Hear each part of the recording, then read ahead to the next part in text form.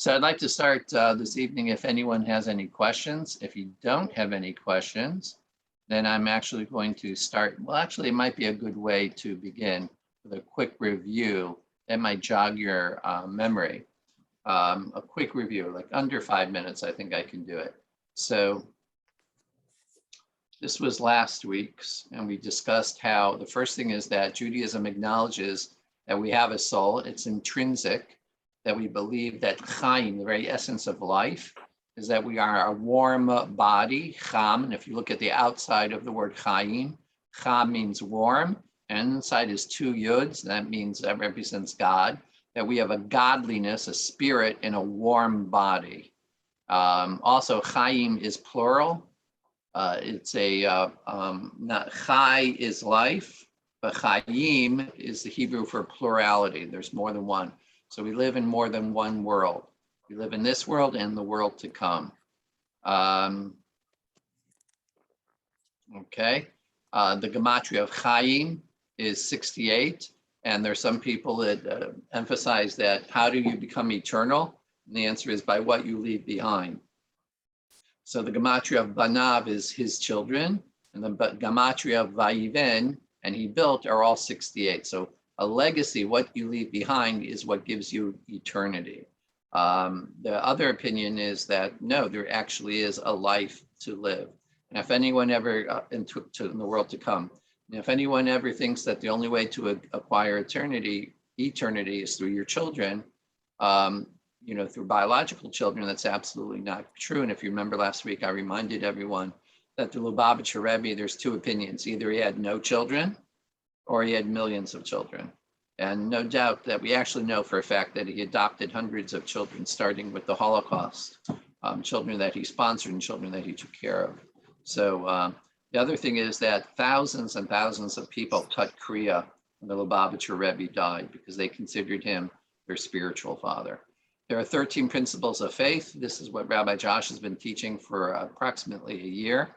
And the most important one relating to us is, if you look at number 13, the belief in the resurrection of the dead.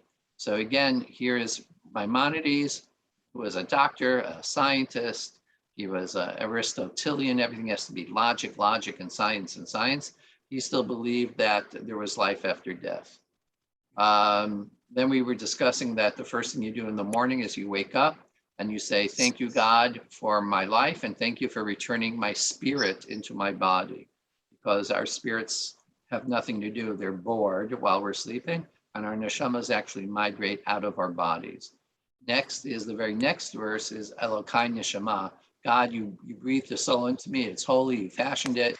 You gave it to me. You will take it from me, but then you'll return it to me in the world to come. We acknowledge that God, you will give us back our souls in the world to come. The second paragraph of the Amida, we discussed this last week, was that if you look closely in this paragraph, there are 6 references that we believe that God gives life to those who have died. That we believe that there is life after death 6 times. Since we say the Amida 3 times a day, that means that 18 times a day, or Chai times a day, we acknowledge that God gives us the concept of the world to come. What we're going to dedicate tonight is Gilgal. And this is Gilgal means reincarnation. We're going to be discussing this. All things, this is from the book of Job, and we're going to study it again in a few minutes. Behold, all these things does God do, twice, even 3 times with a man, to bring his soul back from the pit, that he may be enlightened with the light of the living. Job literally said that. As long as a person, and this is what it says in the Zohar, as long as a person is unsuccessful in his purpose in this world, the Holy One, blessed be he, uproots him and replants him over and over and over again. So based on what we read in the book of Job, the book of the Zohar, that was written by Rabbi Shimon Bar Yochai 2,000 years ago, that our tradition is that we believe that life can occur more than once. Our lives can be multiple reenactments of the process of birth, struggle, life, and death, and then life again. So actually, this is still part of the introduction. I'll teach it to you anyway. You know what? I think that's enough. I'd like to stop right there before I go on. So does anyone have any questions before I continue with tonight's? Oh my goodness, Rabbi, I did it in less than 7 minutes. That's really great. Rabbi, Yes. Rabbi, this kind of life that is in the world to come, nobody has returned to say what kind of life this is. So do you imagine that these people in this other world, when we get there, are going to be with their families, or are they, what do we believe? That Absolutely. they are souls, they are spirits, they are... So what, we're definitely spiritual because we don't have physical bodies. And that's the good news, because, you know, if you have a physical body, my new fetch is I have arthritis now in this shoulder, arthritis in both my knees, my right hip, and now my 62-year-old complaint, my right shoulder, fetch, it hurts. So if life after living is a reward and we have to live in a physical body, that's not a reward. I'm going to be fetching all day long because everything hurts. So the good news is we're not going to be in a physical body. That's the good news. And the really good news is that we live spiritually as spiritual entities. That means we're not limited to eyes or noses. We can see and smell and hear things not in a constrictive way, but that it is more universal. Now, there's actually a biblical inference that we are reunited with our loved ones.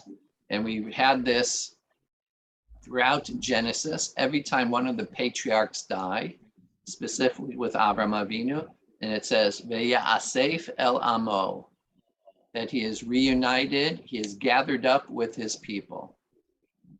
Talks about Avraham Avinu like that, Moshe, Aharon, and when they died, Ve'ya'asef el amo, he was collected, he was returned to his people. Literally says that in the Torah. Okay. So I hope I answered that question. Thank you, Ron. Any other questions? No. That's great. Whenever there are no questions, it's because I'm such a great teacher. I explained it perfectly. All right, then let's continue with tonight's. I'm sorry, Nami? What do you believe? There is life after death? Oh, I absolutely believe it. 1,000%. There's no doubt in my mind. As a Jew, as a rabbi, and as a scientist, I absolutely believe it. So if you want to approach this in an amazing but not Jewish perspective, I highly recommend you read the books. I think one is very famous and one's not as well written. Dr. Brian Weiss, he is a psychiatrist, a trained psychiatrist. He was a psychiatrist at the University of Miami and Mount Sinai. And he wrote a book, Many Lives, Many Masters. And it's really all about reincarnation, what we're going to be studying about tonight.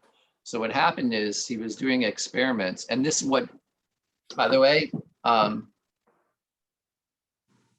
everyone hear me? Because I just got a message. Yes, we can hear you. Okay. So Dr. Brian Weiss wrote a book, Many Lives, Many Masters. And what happened was everything in that book is actually validated in the Zohar and Sefer HaBahir and our traditions, everything. Nothing he said contradicts Jewish law. And he approached this purely 100% as a bona fide scientist, as a physician, as a psychiatrist. So there's something called retrograde hypnosis. They hypnotize you, and then they bring you back. Okay, Elliot, you're now 50 years old. Tell me what you see. You okay, Elliot? You're now 40 years old. You're not 30. Now you're 30 years old. What do you see? Now you're 12 years old. And the whole idea about retrograde hypnosis is a therapeutic technique so that you can identify the source and the reason of your phobias or your psychosis or trauma. And it's called retrograde hypnosis, where they bring you back and back and back. So one of the interesting things is that he said to someone, okay, go back another 10 years, go back another 10 years. And apparently, I'm not exactly sure, I read the book many years ago. He lost count of how many years he brought the person back. And all of a sudden they were talking about something completely bizarre. They were talking about living in London and living, and then a traumatic death. So what's really interesting to think about this traumatic death is they said, where are you? This London. Well, what are you doing in London? He goes, I live in London. And the person started speaking with a British accent. And then afterwards he brought him out and he started doing research. And turns out there was a town that the person claimed that they lived in. There was a village, there was a fire, everything that the person said was actual and accurate. And then that's what started him, I don't want to use the word crusade, but that's what started him on this, this avenue of research of retrograde hypnosis and finding out that people can recall entire episodes of things that occurred in previous lives. And that's when he wrote the book, Many Lives, Many Masters. And initially he approached it totally as a skeptic, but within 5 years, and when he wrote the book, he had completely changed his attitude to the fact that this is a phenomena that we can't explain, but a phenomena that is documented. Not everyone can be experience retrograde hypnosis and brought back to previous lives, but there was a large portion of his patients that were able. And the whole thing is that they documented that the events that occurred 50 years before their death, 100 years before their death, actually occurred. So Nami, you asked me if I believe in it, and the answer is, if it's not enough to believe in it because Judaically, I understand the source and the process, then now there's actually scientific evidence, or anecdotal evidence at least, to substantiate that what Judaism has taught us, and now what these near-death episodes and post-death episodes and retrograde hypnosis seems to indicate that there is definitely a phenomenon that we can't explain. Now, regarding my attitude towards Judaism and these spiritual things. So let's say you went to a financial advisor and you said, I have $10,000 to invest. What are your recommendations? Because, well, if I'm your financial advisor, give me your $10,000, trust me, and in 3 months come back. And after 3 months, you come back and your financial advisor says, okay, you put your trust in me. You didn't ask me what I was doing with it, and I invested in it, and you made 30% in 3 months. Oh my gosh, yes, you now have $13,000. If you trust me, give it to me again. And he does this time after time after time. You know, he does it, and each time you make a substantial amount of money. And then, actually, a better example was he explained to you what he's going to do with your money. You know, there's a shipping problem now, getting shipping, and I'm going to invest in shipping. He makes a big profit. You know what? I'm going to invest this time in chips and computer chips. You make a lot of money. And then he comes to you and he finally says, this is actually a better example. Don't ask me, but if you trust me, 10 out of 10 times you made a lot of money, 10 out of 10 times I was right, trust me. So the whole point is, that's what I find about the Torah. The Torah has been remarkably accurate in science, in nature, in human development, in factors of medicine, technology. I mean, Judaism has been remarkably accurate. And the reason why I say that is that now here's an arena that we can't necessarily prove it is true, but Judaism has proven itself remarkably accurate over these last 3,000 years. And that's why now with these anecdotal evidence, I feel very, very comfortable believing all of these things. And there are other issues, like as we discussed about a near-death and a post-death episode. And I'll remind everyone in case you weren't in our first lecture. So people have been pronounced dead and brought back to life.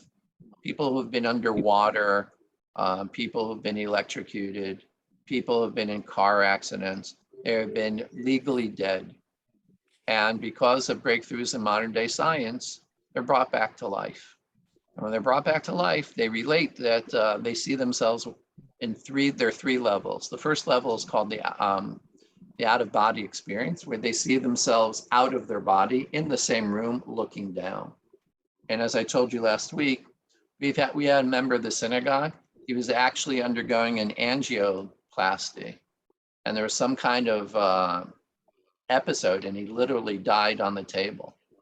And he left his body, and he watched the ensuing argument between the cardiologist and the anesthesiologist, each one blaming the other for this young 50-year-old who died on the table. But they brought him back. And later, I used to be able to tell you the name, but he asked me to stop because he didn't want to be the talk of the community.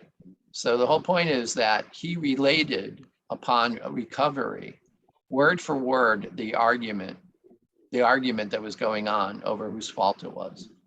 And the doctor, who I was friendly with, told me that, you know what, maybe one of the nurses told him, or maybe while he was in twilight sleep coming up, he might have heard what was going on. Okay, but the reality of it is that he heard and saw, and until today, even though he's an older gentleman now, he knows what happened, that he had an out-of-body experience. The next level is called the transmigration, where you go someplace else. You transported, your soul goes someplace and you see something. It could be across town, it could be across country, it can be anywhere. And then the third level is that you're walking down a dark corridor, and before you enter the bright light, you're brought back into your body. And often when you're walking down that dark corridor, you meet people, and the people say things to you, it's not your time, come back.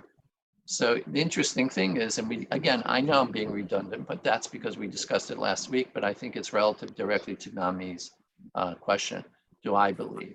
So what happens is, one of the most interesting phenomena about this is that doctors explain, you know what that tunnel vision is? If you've ever passed out, if you've ever fainted, what happens is you first lose your peripheral vision and then you pass out. So a lot of doctors explain that tunnel vision is when you're dying, your brain is losing oxygen and you lose your peripheral vision, and that's what you're experiencing. Well, okay, I can understand the physiology of that. There's only one problem, that when people meet other people, they only meet people who have died. They never meet people that are alive. No one alive meets you in the tunnel and says, go back. It's only people who have died. So the question is, and this is actually one of the things that Brown and Weiss also discusses. So if it's just a neurological or deprivation of oxygen issue, then how come you only, not fantasize, you, what's the correct term? Hallucinate about people that are dead. If it's a true hallucination, you should be hallucinating about people who are dead and alive, talking to you and meeting you in that tunnel. So get back to your question, Nami, do I believe? And the answer is, yeah, I do. By the way, you should know that the Torah literally says this in Pirkei Avot, chapter 4, Mishnah Yud Daled, Rabbi Yaakov Omer, Rabbi Jacob says, Olam hazeh harei domeh leprosdor leolam haba. Behold, this world is nothing but a long corridor leading to the world to come. And he said that 2,000 years ago. So why is that really amazing? And the answer is, the near-death episode is only about 60 years old. 60 years ago, when you had a heart attack, when you were pulled up from under the ice, after being under the water for 3-4 minutes, when you were electrocuted, guess what they did? They buried you. Today, they give you CPR.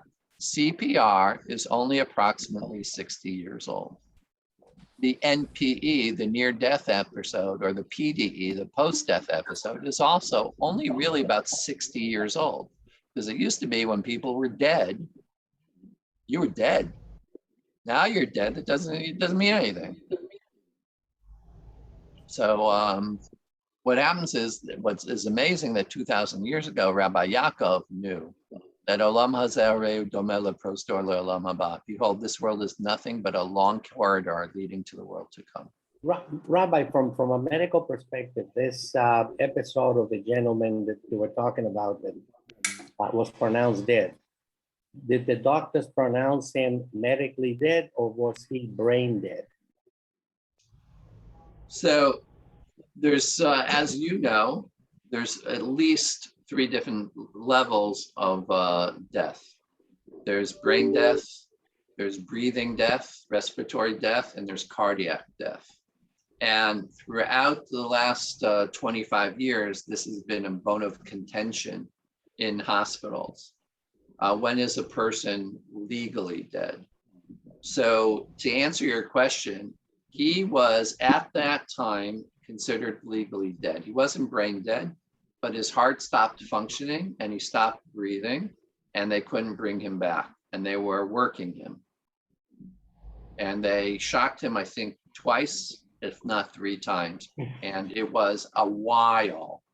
It was like 15 minutes that they were working him, where he had no breath and he had no heart rate. No, his brain was still working, because, as you know, your brain lasts a number, as long as you're oxygenating the brain. A minute, about 10 minutes. Right. So he wasn't brain dead, but you should know there are a lot of states and there are a lot of countries that the definition of death is vast.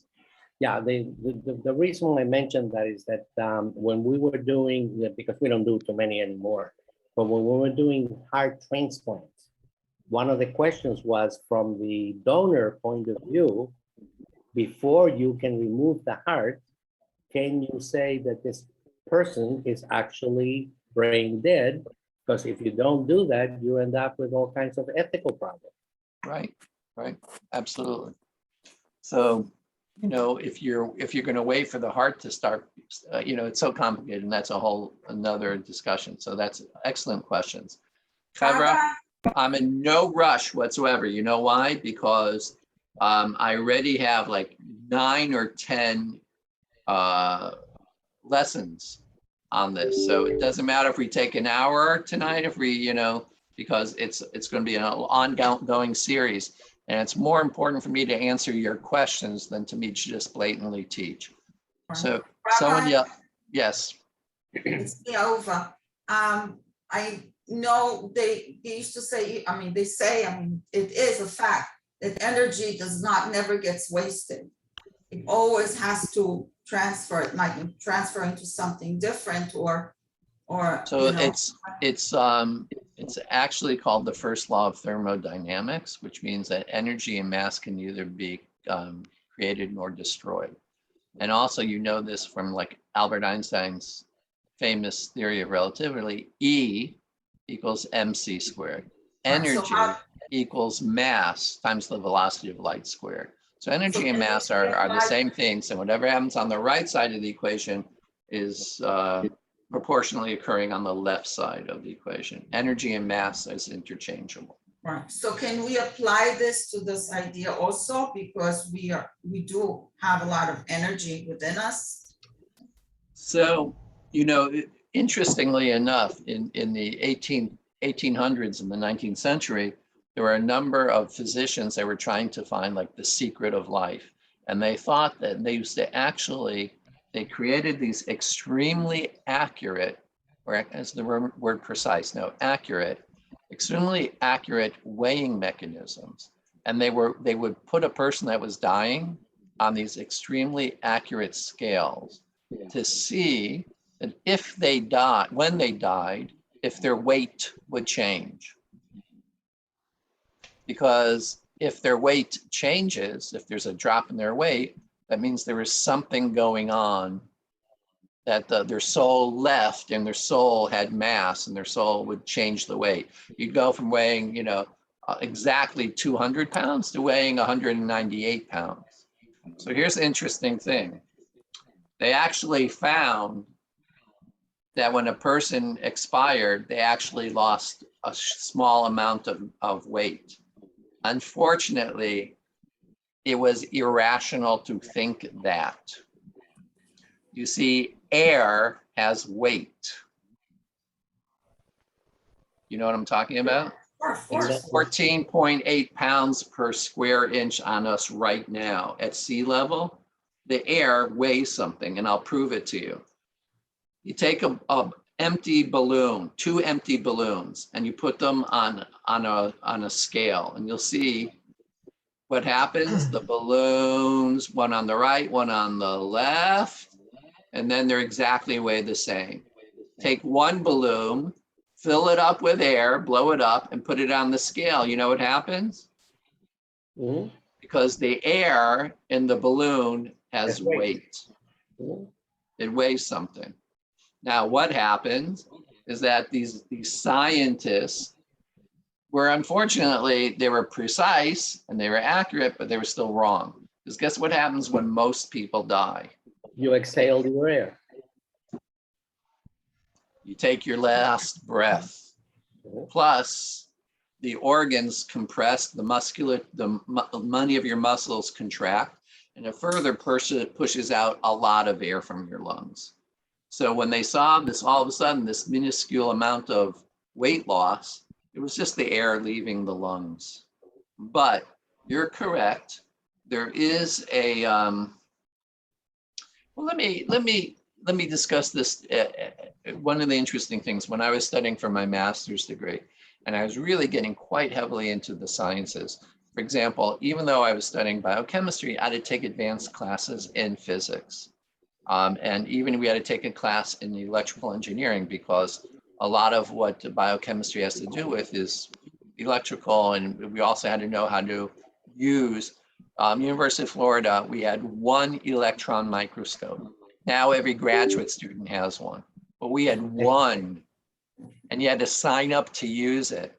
And sometimes you get an inter-office message, you can use the electron microscope Thursday, 2:30 a.m. to 2:45 a.m. Don't be late or else you lose your child. You're right. And so the whole point was that we had to take a lot of science, a lot of physics, a lot of things that you wouldn't believe that we had to take. But that being said, did you ever notice how throughout science, throughout nature, throughout the universe, it's the same exact model, but in different sizes? So let me tell you what I mean. Did you ever notice the remarkable similarity to the quantum physics of molecular science and the solar system? So you have a nucleus with electrons that circle around it. You have the sun with planets rolling around it, right? Well, the whole point is that, oh, wow, gee, what a coincidence. Well, let's even talk metaphysically. Let's talk spiritually. You have parents, you look at the nucleus, a proton and a neutron in the nucleus, and you have electrons like a cloud, circling around the nucleus. Well, it's amazing similarities. And you think it only appears there? No, it's not just the molecular structure and the solar system. It's the molecular structure, the solar system, and the galaxy. The galaxy also is evolving around a circular mass, and why is it that structure keeps on reappearing? Here's another interesting phenomenon. Do you know that there's the Fibonacci number that keeps on occurring in science, and we can't explain why? The rotational algorithm of how plants rotate along a stem, the way that a snail rotates around itself when it creates a round. I mean, there's this formula, this number that keeps on appearing throughout nature. And the same thing occurs throughout the galaxy and the cosmos. So to answer your question, Ahuva, which was that mass and energy is remarkably similar, but they're also remarkably interchangeable. That being said, in this body, it's like a proton and a neutron inside the nucleus, which means you have the body and the soul united in the side, the goof, inside the body. Okay. Any other questions? And maybe we can begin a little bit of tonight's class on reincarnation. So I'll share the screen. And let's see if I can find the correct one, because I've got quite a few. I think this one, it was last night. So let me just close that one. And let's share again. Okay. So this is a quick review of what we're going to be discussing in general. And specifically tonight, we're going to be talking a little bit about reincarnation. So the first session, we talked about the eternal soul, which is within each person. And we showed you that for the last 2,500 years, even our prayer services have been, and our prayers and our blessings reflect, like Modani Lefanecha, etc., that we have a soul, it's integral to inside our bodies, and that we acknowledge that as part of the Jewish attitude towards life and life after death. Because if you have a soul inside you, when the physical body dies, that's the whole question. The physical body dies, but what happens to our partner, the spiritual part of us? And that's where the whole concept of life after life evolves. Did I just see someone put their hand up? No. Okay, so let's continue. And as again, this is a short review. If you look at the 13th belief of Maimonides, he believes in resurrection of the dead. What resurrection of the dead means, life after death, we can get into that too. Because Maimonides, although that's literally the translation, Maimonides and Gersonides explain this a little bit more specific. It's not necessarily that our bodies, our physical bodies come back. We'll discuss that when the time arrives too. Tonight, I really wanted to begin the concept and discussion on Gilgal. And Gilgal comes from like a wheel, the Hebrew word for a wheel or for a circle, and that life is a circle. And there are many books of throughout written on the last 400 years, and one is called Gilgal HaNefesh, one is called The Wheels of the Soul, and the idea that a wheel goes around where you are here, and a few seconds later you're here, a few seconds later you're here, you're live, you're dead, you're live, you're dead, and that's where the term Gilgal, the circle of life, the cycle. That means that you might go through many cycles before you reach where you're supposed to be. So I wanted to share this with you. This is from the book of Job. So let's read this really closely. Hada nafsho me'avor b'shachad. So actually the English is, the way I wrote the English is better than the way the Hebrew is. Behold, all these things does God do twice, even 3 times with a man, to bring his soul back from the pit, that he may be enlightened with the light of the living. So it literally says that. So, Two, or sometimes even 3 times, a person comes from the pit, Sheol, that's the term they use, and he will bring light amongst the living. So Rabbi, can you tell us what the pit is? Yes. Lesson 4. Okay, so actually the term Sheol, it's nicely translated in English to the pit. It means the grave, it means the afterlife. In some communities, it refers to the lowest level of spiritual existence, where the evaluation, where the judgment occurs.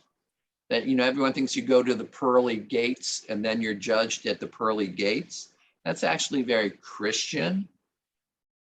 Sheol is the lowest level of spiritual existence, Because like what you know, think about that Christian doctrine. So you go up to the pearly gates, then you're judged if you're allowed in or go down. No. Sheol, or the pit, is the lowest level of spiritual existence after this world. And that's like nishtahin, nishtaher. It's not up and it's not down. Sheol is like where we go for the judgment phase before when it's decided, where you're weighed, so to speak, where your deeds are weighed. So based on this, the Zohar, now the Zohar was written according to tradition by Rabbi Shimon Bar Yochai 2,000 years ago. And this is what he wrote. As long as a person is unsuccessful in his purpose in this world, the Holy One, blessed be he, uproots him and replants him over and over again. If you're unsuccessful in this purpose, you were brought into this world, you had a job, you didn't complete it, or you were in the wrong position, you're in the wrong, you didn't finish it. And according to the Zohar, you're brought back over and over again.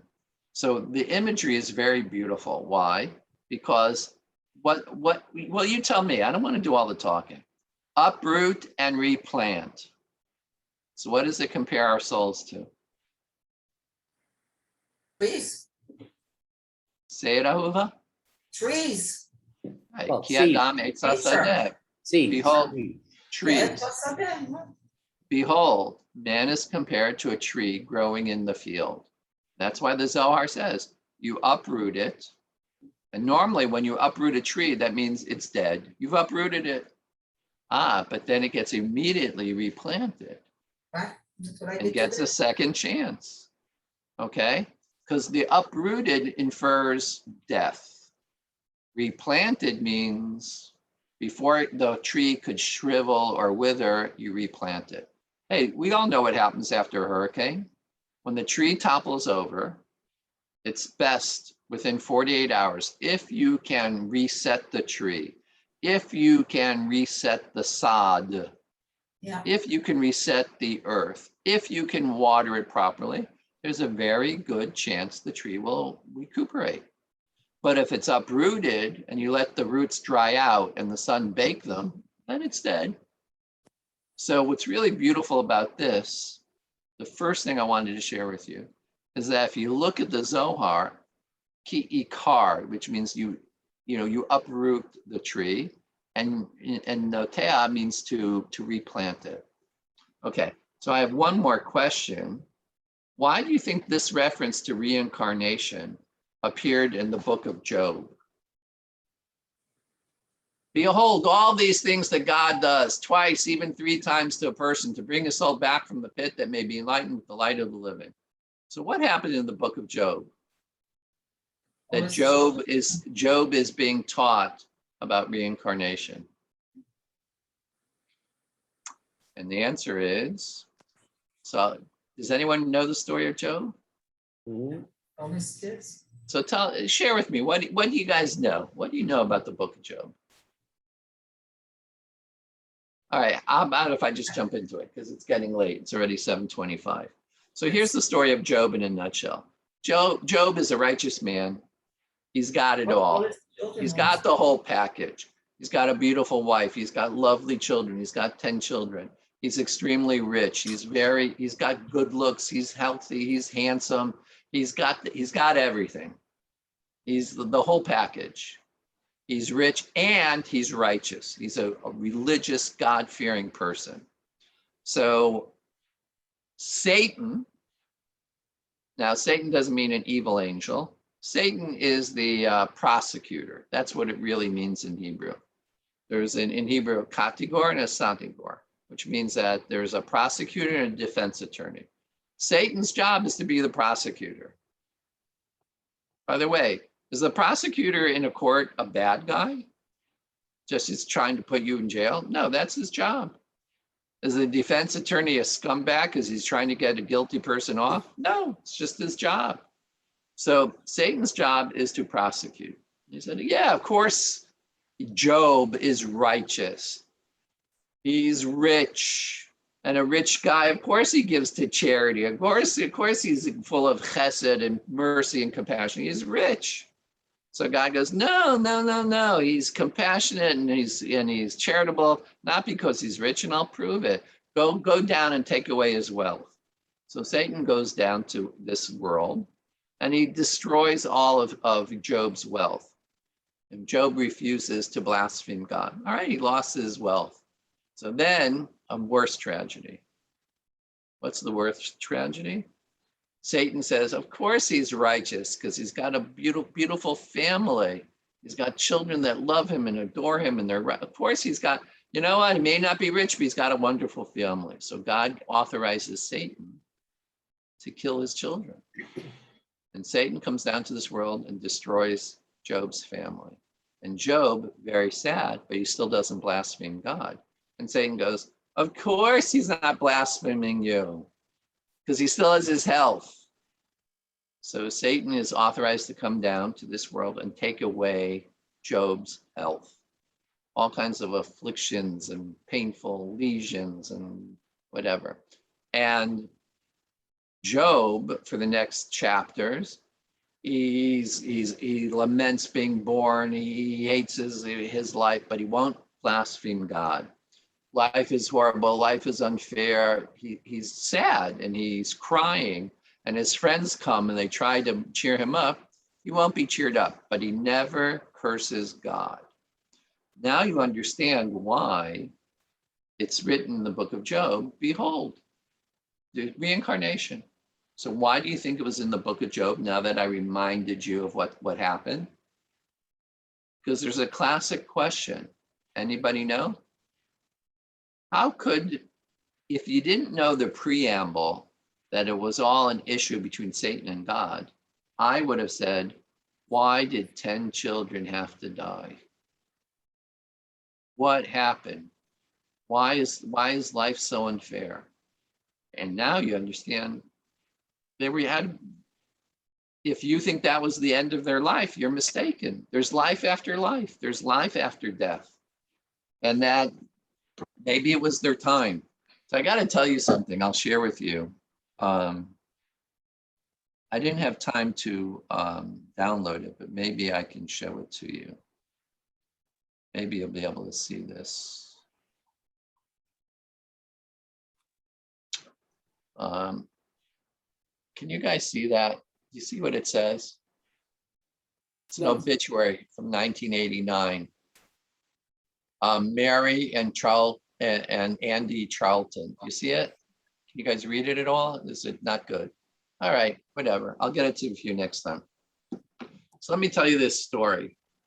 Chavi Haber, Chavi Kunis, Rabbi Josh's wife, is an orphan. Her mother, thank God, is alive, and but her father, Rabbi Yossi Haber, was killed in a car accident when she was, I think, 5 years old, and her mother was pregnant with Yosefa. So it was a horrible tragedy, and Yossi Haber, alav shalom, was a real tzaddik. And what happened was, being 30 years old, he didn't have life insurance. Why? Because every 30-year-old doesn't think he needs life insurance. So what happens, I was 27 years old. I was in Asheville, North Carolina, and we all pulled together to do what we could for Debbie Haber and Yossi's children. But the whole point was I didn't have life insurance. So someone in my shul goes to me, you know, if you want life insurance, call this guy, Andy Charlton. So I called Andy, and we became very good friends. He's not Jewish. He wasn't Jewish. And I bought all kinds of life insurance. I could only afford term, but I needed something. God forbid, you know, you never know what happens. A week after I bought all this life insurance, he comes to the shul to take me out for lunch again. So I go, Andy, I bought my insurance. You don't have to take me out again. He goes, no, Rabbi, I enjoyed being with you. Come on, let's go. So we became friends. They even came over our house. He and his girlfriend, Toy, they've been living together for a very long time. And they would come over on Shabbat because we had mutual friends. They weren't Jewish, but we became very good friends. We even went out to the movies a couple of times. When I announced that I was leaving Asheville, Toy, her name was Antoinette. Her nickname was Toy because of Antoinette. And her nickname was Toy. So Toy and Andy come to see me. Rabbi, you're leaving. You know, we've been living together for 4 years. It's really upsetting to her family. My family doesn't appreciate it. But we decided we want to get married. And before you leave, we want you to do the wedding because you're the only spiritual leader that we consider. So I go, she is Catholic and you're Episcopal. What do you, what, So I had to make some phone calls. And the answer is, of course, you're allowed to marry them. Jewish judges marry non-Jews. I'm not allowed to marry a Jew to a non-Jew. One of the mitzvot, one of the 7 laws of the children of Noah is to create marriages and not to commit adultery. So I was allowed to marry them. So I married them. They found a non-sectarian chapel, no crucifixes, nothing. And their family flew in from all over North America. She was one of 12 children. She was Catholic.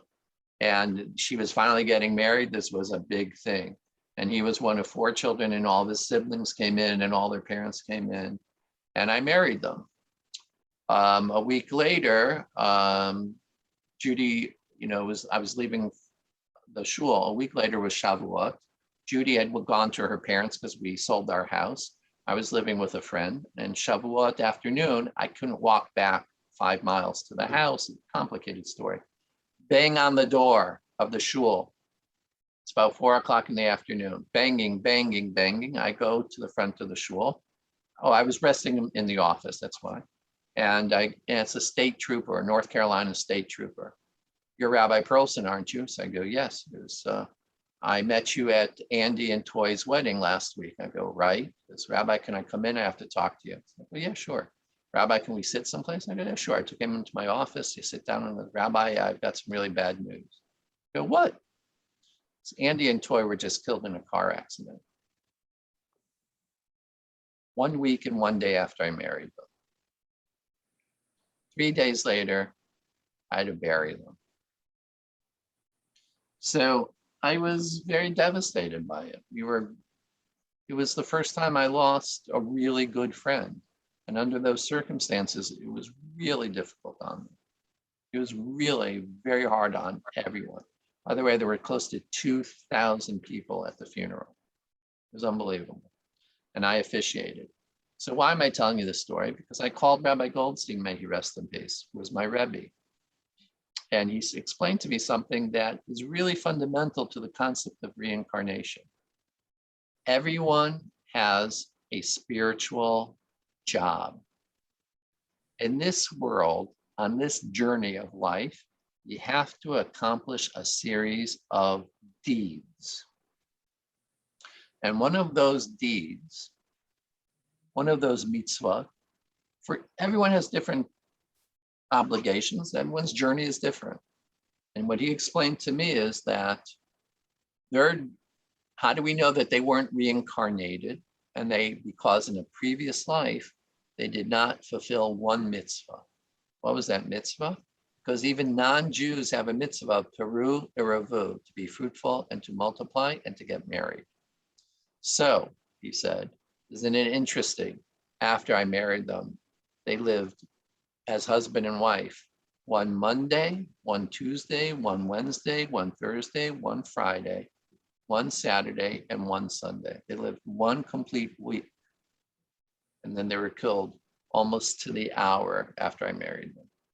So the idea is once you fulfill that obligation, your soul is released. You've come back into this world because something was missing. We're going to study this at length. And that's what occurred with Andy and Toy. Now you understand why it appeared in the book of Job. Can you imagine? You know, as you get older, like, you know, you get arthritis. You live with it. You know, if it really, you know, after I work out a little bit, it hurts a little bit more than usual. So I take 2 ibuprofen. You know what? I'm not having a shoulder replacement. You know what I mean? You live with it. Job was living with the pain and the suffering. You know what? So he's not a millionaire anymore. You live with it. You know what? So he doesn't have steak every night. He has macaroni and cheese. The real issue was the loss of his children. And that's why this particular verse is so integral. Let's see if I can find it again. That's why this verse is so important and why it occurs in the book of Job. He wanted to know, why did my children die? So what happened was, maybe each one of them fulfilled one of those mitzvahs and during this period of time. When he got sick, they took care of him. When he lost his wealth, they helped him. They did mitzvot. And upon completion of that mitzvah, their soul had fulfilled its previous obligation, not fulfilled in previous life. And that's why they were brought into this world. Okay, I think I see reason to take a break and maybe answer any questions. Any questions? So I don't see any questions. So how about if we go on to the next one, because we still have time. Okay, so let's continue with this concept of reincarnation. It's not, let me make sure everyone understands, there are different things that we're going to be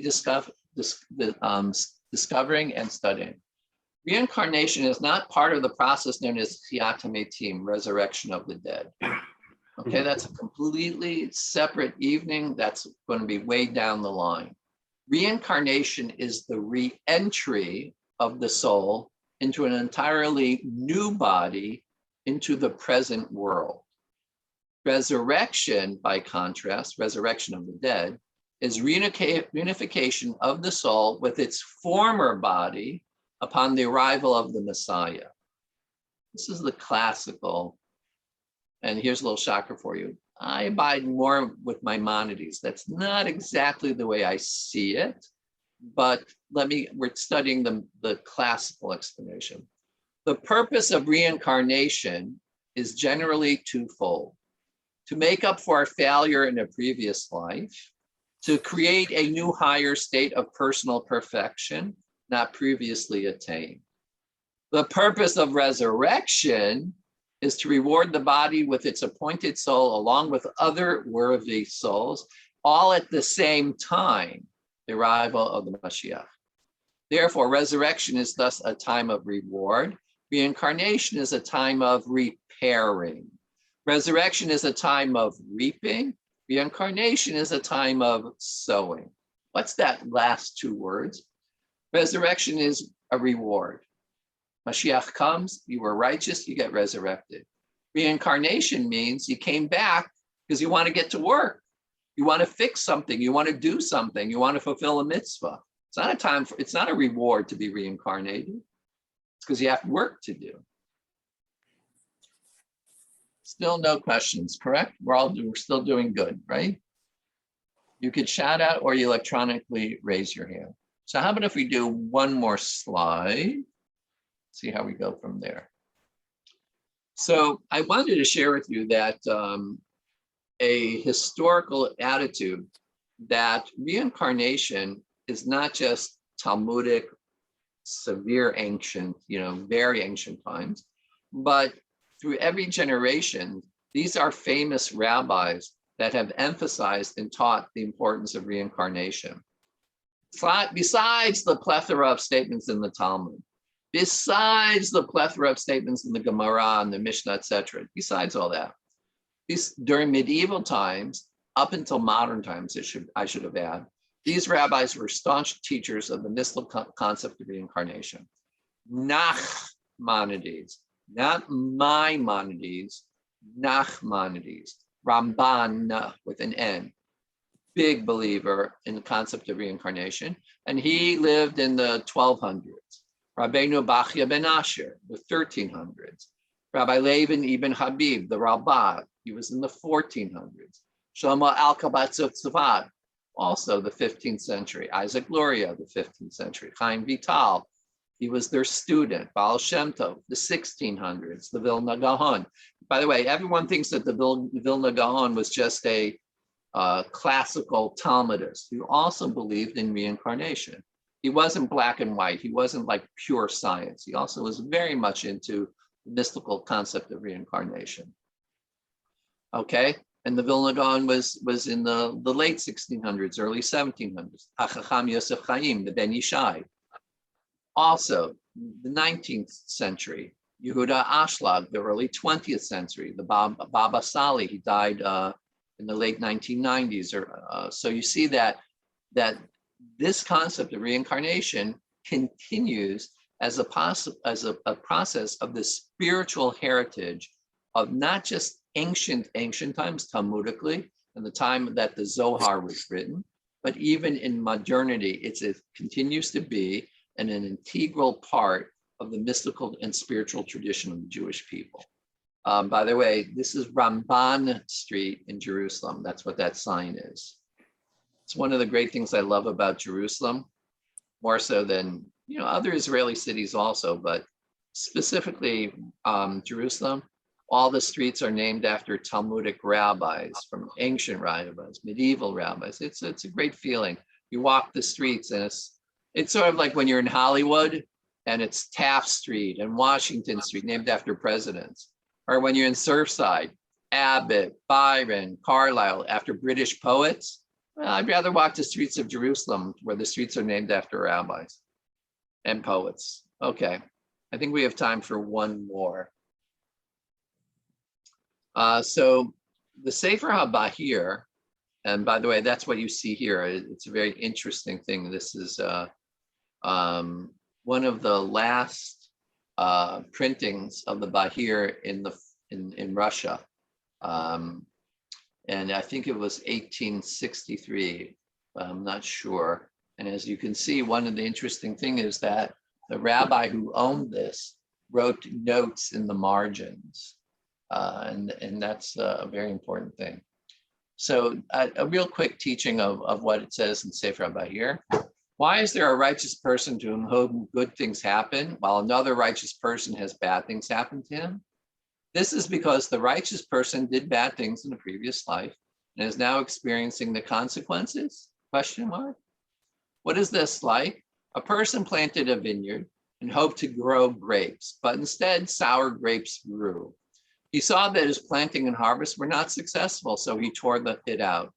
He cleaned out the sour grapevines and planted again. When he saw that his planting was not successful, he tore it up and planted it again. So that's the concept of reincarnation, that the soul says, I keep on failing. I keep on making mistakes. I keep on producing sour grapes. I got to keep on coming back until I'm capable of making proper grapes. Transmigration may continue for 1,000 generations, but the common opinion in the Spanish traditions is that in order to atone for its sins, the soul transmigrates 3 more times after entering its original body, as I taught you from the book of Job. However, the righteous transmigrate endlessly for the benefit of the universe, not for their own benefit. So for example, we're going to learn that Noah is reincarnated into Moshe. Moshe is reincarnated into Samuel. Samuel is reincarnated, it keeps on going. But there, it's not because these people sin, but it's because they want to bring blessing to the world.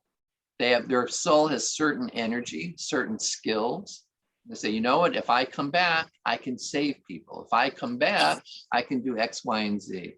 My soul is expert in this area. If I come back, I can save, I can do great things. So don't think that reincarnation is a punishment. Reincarnation sometimes is for the benefit of this world. So it is exactly 1 hour since we started. I have a few minutes if you'd like to ask me any questions. No, I'm such a good teacher. It's such a pleasure to teach you guys because I have such a great teacher. You have no questions. Yes, you are. I taught you perfectly. Everybody understands. Rabbi, Well, this was excellent. I just want to say it was extremely enjoyable and I appreciate it very much. And I look forward to all of the classes that are to come, God willing. right, great. So just to give you an idea, I'll go back to the PowerPoint and give you an example of all the other stuff yet to come. So you can see there's plenty of pages left to go. Actually, I showed you just part 1 of 1. So it's all good. Well, I want to wish you all a Laila Tov, and God willing, we'll see you in Minyan in the morning. And don't forget, a week from this Friday night, we're starting Friday night services. We're going to do something special. Unfortunately, I had an urgency and I had to stop my staff meeting today. We had issue over the new seating arrangements of the sanctuary. But the good news is the chairs are on their way and we're going to have great, beautiful new sanctuary. But more importantly, next Friday night, not this Friday night, but the following Friday night, I'm not sure if we're going to have a Kugel tasting or a Cholent tasting, but we're going to do something special to inaugurate the first Friday night. If I know if a lot of you have your way, it's all going to be single malt scotch, but that's possible. Maybe that'll do it. All right, Chevra, have a good evening, everyone. And God willing, we'll see you tomorrow morning in Minyan. Laila Thank Tov. you, Rabbi. Thank Laila- you. Excellent class, excellent, excellent. Thank you all. Excellent. Laila Tov. Thank you. לילה טוב. Laila Tov, everyone. Laila Tov. Good night.